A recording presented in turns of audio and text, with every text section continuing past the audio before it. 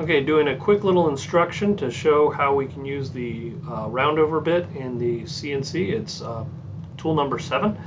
So here I have lines of parts that I want to cut out. These are little window openings, and inside I did, using the offset tool, I did an inward of the same thing at 1/8 of an inch, and then I do it again over here as an outside, and that gives me a place for the roundover to go. So my inside roundover is going to follow this on the line.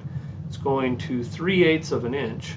I'm still using ramps, and then that's what's giving me the roundover there. And then I follow the other vector line again on the line, 3/8 of an inch and a 1 inch ramp distance, and that gives me a pretty decent roundover, as you can see in the preview. Now these parts are getting cut out and removed, but you can see right here where it's actually giving me what I need, and it did a pretty tidy little job.